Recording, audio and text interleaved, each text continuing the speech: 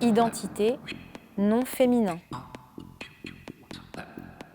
Rapport que présente entre deux ou plusieurs êtres ou choses qui ont une similitude parfaite.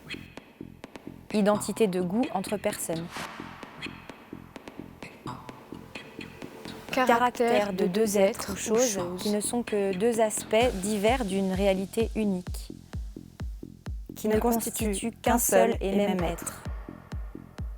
Reconnaître l'identité de deux astres. Caractère permanent et fondamental de quelqu'un, d'un groupe, qui fait son individualité, sa singularité. Personne qui cherche son identité, identité nationale. Ensemble des données de faits et de droits qui permettent d'individualiser quelqu'un.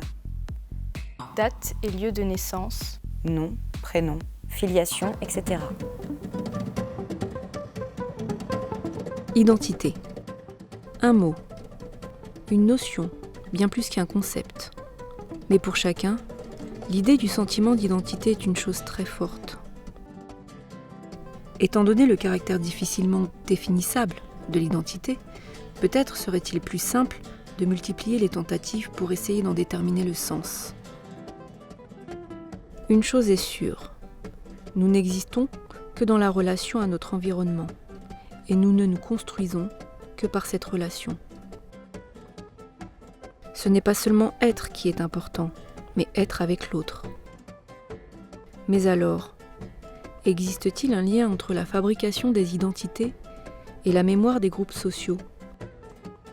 Les événements de la vie se transmettent-ils de génération en génération? Et qu'est-ce que transmettre veut dire? Ce mot résonne-t-il de la même manière chez un biologiste, un physicien ou un psychanalyste? Quelle est la part de l'inné et celle de l'acquis dans notre identité? Retour à la case départ. Qu'est-ce que l'identité? Ce qui n'arrête pas de m'échapper, déjà. C'est une notion qui est à la fois simple et compliquée à définir selon l'échelle et selon ce qu'on veut intégrer dans cette définition. L'identité, c'est déjà l'appartenance à une espèce. Il y a une profonde croyance, presque religieuse, que l'homme peut changer et que la capacité de définir qui on est dépend du contexte. L'identité, c'est le produit d'une relation dynamique entre l'individu et son environnement. Et de l'histoire de toutes les interactions. L'identité, elle n'est pas acquise, elle n'est pas posée à un moment donné, mais elle est en construction. Elle est à la fois en recherche et en construction. Je ne répondrai pas à l'identité, je dirais le sentiment d'identité, c'est cette espèce d'illusion synthétique que j'arrive à construire et qui me donne l'illusion momentanément que je suis moi, rien que moi, indépendant du monde et autosuffisant, parce que je méconnais à ce moment-là à quel point dans ce que je suis déterminé par des données génétiques, des données constitutionnelles, des données innées que je ne connais pas. Dans quelle mesure nos choix sont même prédéterminés, on a l'impression de les faire librement, mais on ne les fait pas librement. Bon, c'est de fait une question. Les premiers éléments de réponse sur la question d'identité furent donnés par le moine Grégoire Mendel, qui s'intéressa au caractère héréditaire, c'est-à-dire transmis de génération en génération. En croisant des pois jaunes avec des pois verts, Mendel observa que les pois obtenus étaient tous jaunes. À la génération suivante, c'est toujours le caractère jaune qui domine, mais cette fois dans des proportions différentes, 3/4 de pois jaunes pour 1/4 de pois verts. Il fit la même observation avec des pois lisses et des pois ridés. Et le même phénomène apparaissait. Il en déduit la seule explication possible. Lorsque les deux facteurs sont différents, un seul s'exprime. La génétique moderne commence un peu avec Mendel, qui était moine, qui étudiait dans son jardin les caractères qui étaient transmis quand il croisait les plantes entre eux. Ces découvertes étaient un peu perdues, redécouvertes au début du XXe siècle. et un long débat de savoir quelle était la base physique, moléculaire de cette transmission, avec plusieurs hypothèses, jusqu'à en arriver à des manips qui ont montré vraiment que l'ADN, c'est le support pour cette information génétique.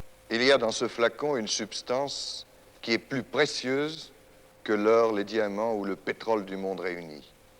Cette substance, les Anglais l'appellent le DNA.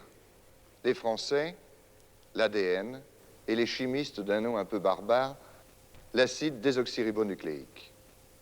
Suivant le point de vue auquel on se place, c'est une substance chimique inerte ou c'est déjà de la matière vivante.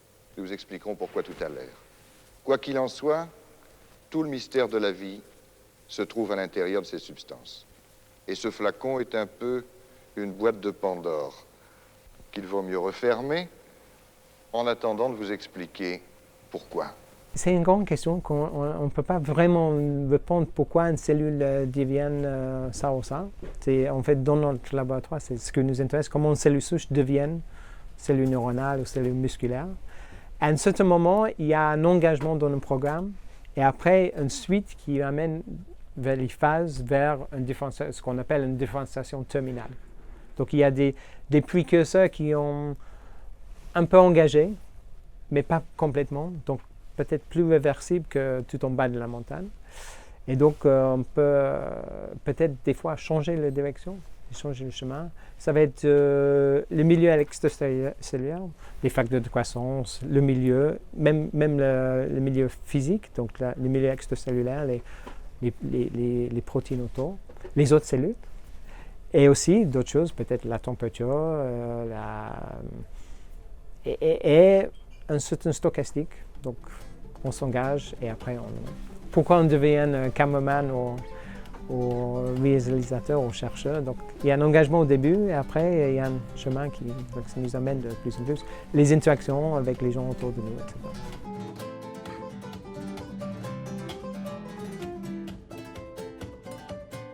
Est-ce que l'environnement agit sur une cellule? Oui.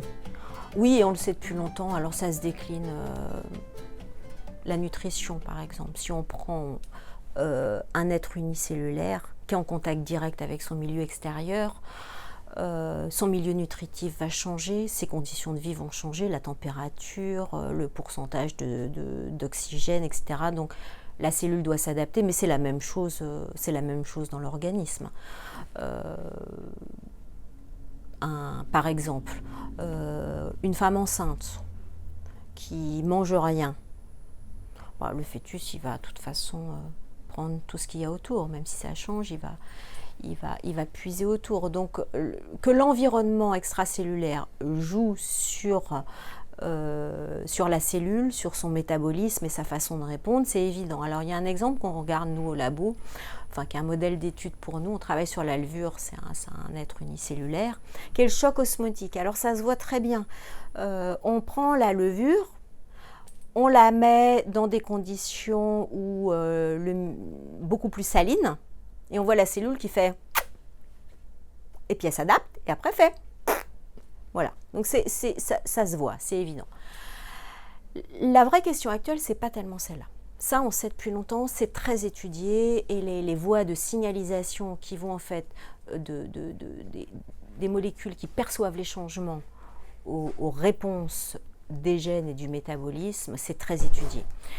La question, c'est en quoi est-ce qu'il va y avoir une mémoire de ces changements et en quoi l'adaptabilité peut être transmissible. Il y a un phénomène qui est décrit en biologie qui s'appelle l'endosymbiose, qui fait que deux organismes différents vont arriver à se constituer comme une chimère, dont l'ADN de l'un va modifier l'ADN de l'autre au point de disparaître. L'exemple le plus connu, c'est celui des mitochondries et des chloroplastes, qui au départ, il y avait un prédateur qui prenait sa proie.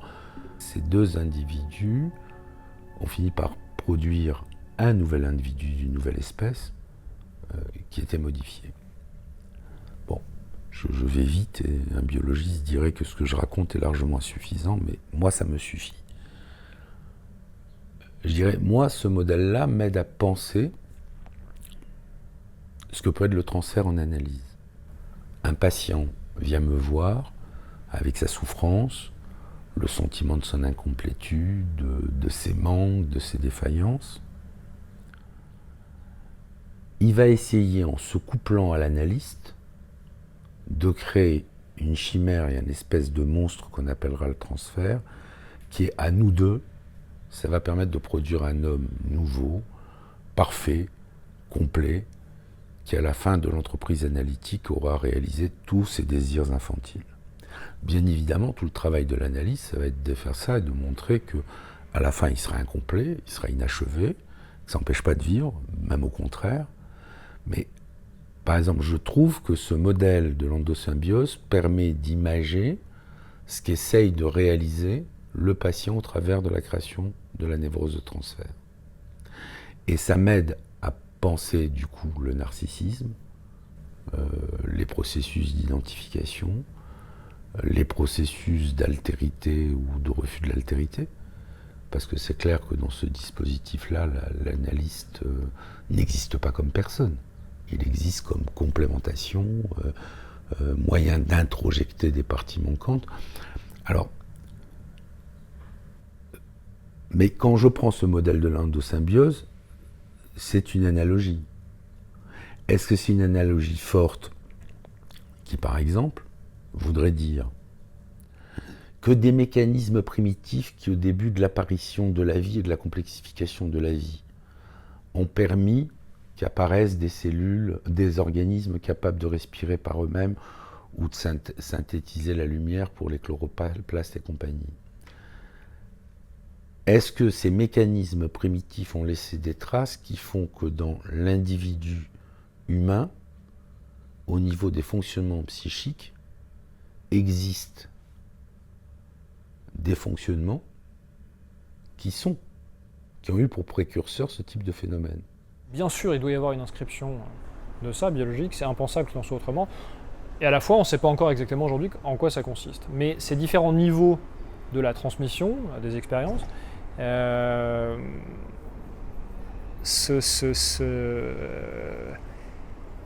faut se demander à quel moment chacun des niveaux commence, ou à quel moment on passe d'un niveau à l'autre. Par exemple, du niveau de l'apprentissage, bon, qui est quand même surtout relationnel, au niveau de ce qui rend possible cet apprentissage, de j'ai transmis à ma descendance, par exemple, un patrimoine biologique, assez majoritairement génétique, qui leur permet d'apprendre. Donc l'apprentissage, ça met en jeu différents niveaux de transmission. Bon, une transmission orale directe et une transmission biologique, génétique surtout, directe elle aussi. Les changements en biologie, les systèmes biologiques sont dynamiques.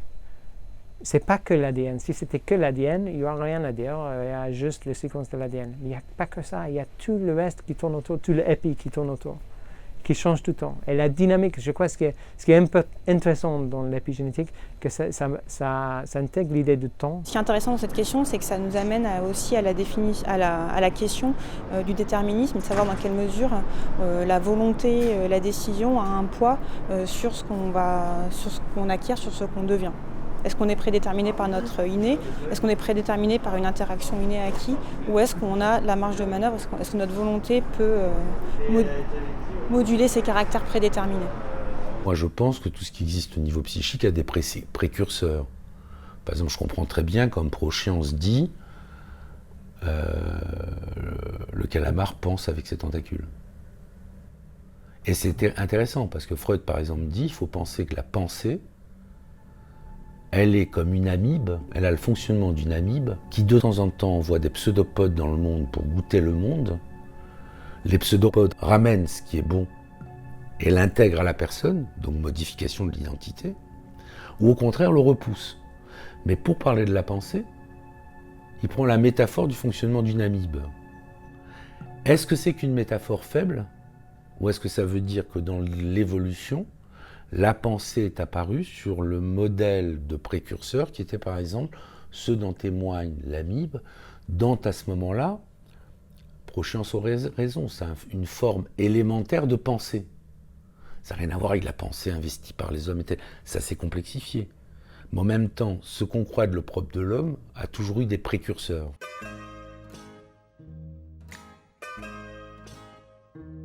Si le calamar pense avec ses tentacules, essayons de penser avec notre cerveau. De quoi exactement notre identité est-elle le produit ? Produit de l'évolution, produit de l'histoire, produit de nos histoires. L'articulation entre psychanalyse et biologie permet de penser de manière large le type de trace que laissent les événements de la vie et la manière dont cette trace pourrait être modulée et influencer la suite de l'existence. Je suis un fou paranoïaque phénicien de l'Ampourdan. Autour de Dali, tout est vrai, sauf moi. Mais y a-t-il eu une période de votre vie où vous n'avez pas été fou? Ah non, ça c'est... j'ai consulté le Dr Rumaguera, Freud lui-même.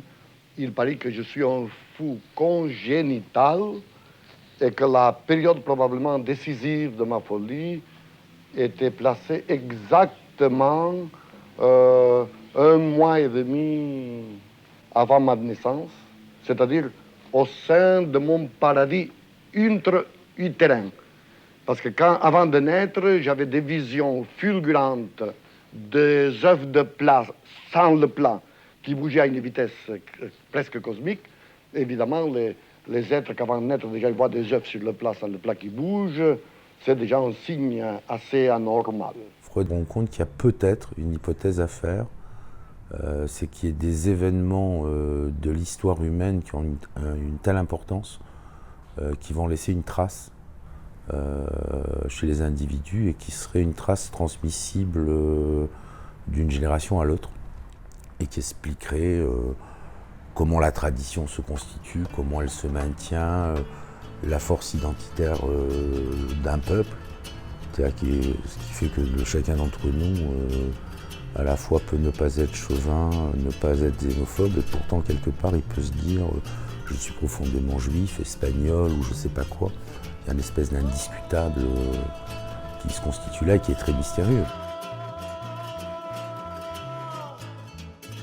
Je sens bien que de venir d'une famille espagnole, ça laisse une trace et qu'il y a quelque chose qui est hyper présent dans ma vie. C'est une question centrale chez un individu de se demander qui on est et de se situer. Chez les ados, c'est quand même extrêmement important quand même. Ils passent leur adolescence à se demander qui ils sont et à essayer de se définir. Mais ça continue toute la vie, on ne se définit pas. Je pense qu'il y a certains âges où on essaye de se définir soi-même et qu'est-ce qui nous différencie par rapport aux autres. Comment on arrive à construire le sentiment d'identité qui, par moment donné, nous permet de croire qu'on a une identité avec le risque que si on se prend pour cette identité, on perd toute sa plasticité. D'où viennent les différences entre moi et mon frère jumeau? Donc on partage le même génome, mais pas les mêmes caractéristiques, pas les mêmes phénotypes. Donc si on a le même ADN, pourquoi on est différent? D'où ça vient? Donc qui suis-je? Il y a plein de réponses différentes. Ça ne veut pas dire ça veut pas dire que c'est pas possible pour des raisons ineffables, tu vois, parce que chaque personne est unique, etc. Oui, chaque personne est unique, mais pourquoi? On peut dire pourquoi. Parce que chaque personne est la seule à avoir déjà le tissu d'inscription familial, social, biologique, etc. qu'elle a. Chacun d'entre nous est unique. Aucun d'entre nous n'a envie d'imaginer un monde sans lui, un monde où il n'aurait pas une place centrale. En même temps, chacun d'entre nous n'est que le maillon d'une chaîne, un maillon unique certes, qui fait que le monde est comme il est. Chacun d'entre nous est indispensable, mais pas au point que le monde ne serait pas. Un seul d'entre nous ne serait pas, et le monde serait différent. Difficile donc, cette notion d'identité, et celle-ci méritait bien un point d'interrogation. Poser une question ou la bonne question, c'est déjà vraiment un résultat. Déjà parce que quelle que soit la discipline, la pertinence de la question ne peut être établie que si on a un petit peu fait le tour de ce qui se fait et qu'on est capable et qu'on est en mesure de justifier pourquoi c'est cette question-là qu'on pose. C'était important pour moi quand on a créé le projet qu'il y avait une question. Ce n'était pas juste mettez les chercheurs ensemble, ils vont avoir les découvertes. Je voulais qu'il y ait une question dure, une question osée, une question polémique, une question difficile, qu'on pouvait écouter le psychanalyste et le biologiste et le physicien que chacun va répondre différemment. Qui suis-je? Et comme ça change tout le temps, on va travailler ensemble pour voir qui suis-je dans 8 ans à la fin du projet.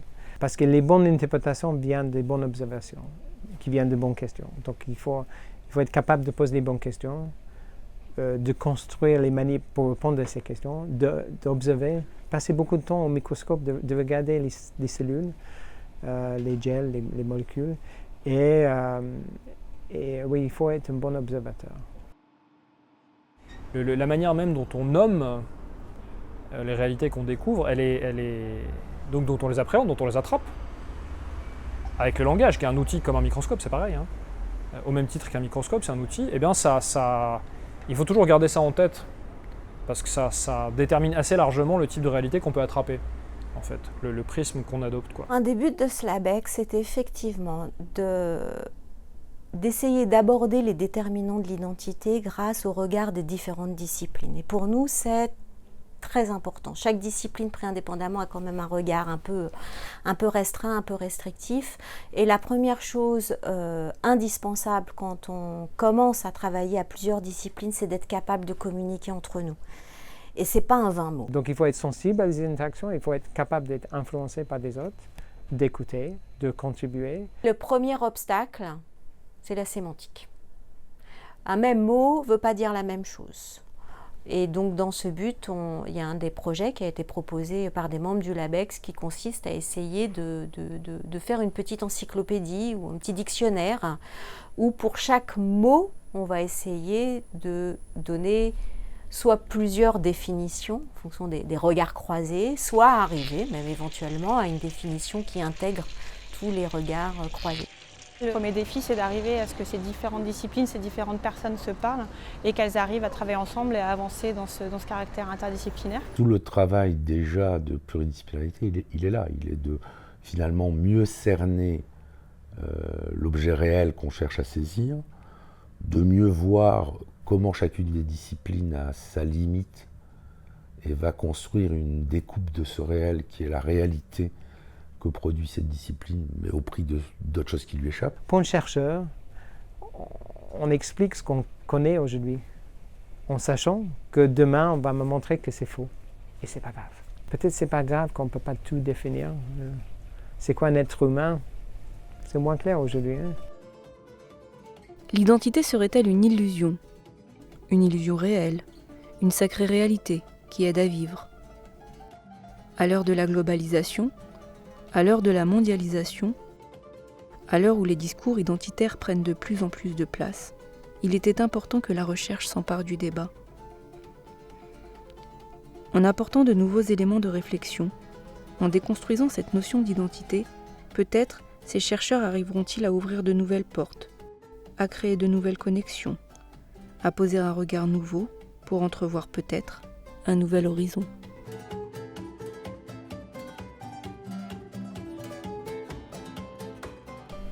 Qui suis-je? Difficile.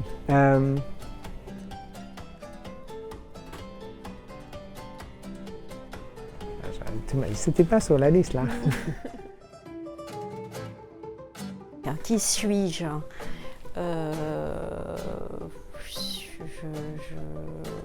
Je sais pas, faut demander aux autres. Qui a mon patrimoine génétique? Qui à l'heure actuelle a ces modifications épigénétiques, etc. Qui se trouve aussi, il y a de la physique dans le LabEx aussi, qui se trouve à tel point dans le continuum spatio-temporel, etc. Donc qui es-tu? Je suis le croisement de tous ces réseaux de relations. Qui je suis? Tu me demandes de dire qui moi je suis.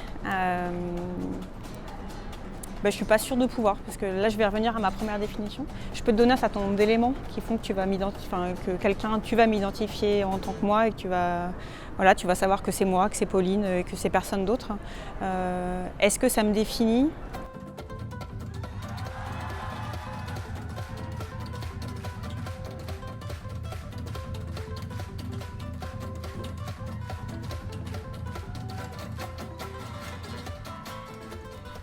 Comme un picador.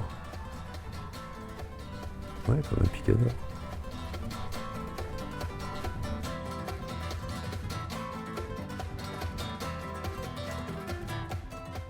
Qui êtes-vous, vraiment?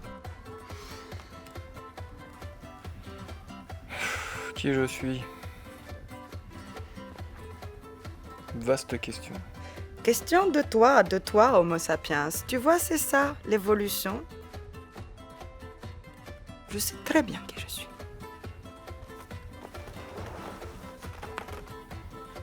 Moi, je suis... Je suis Un fantasme. Je sais pas. tout le monde. Je suis Seul. l'absolu, Bah oui, mais les gens vont pas comprendre. car je suis parfaite.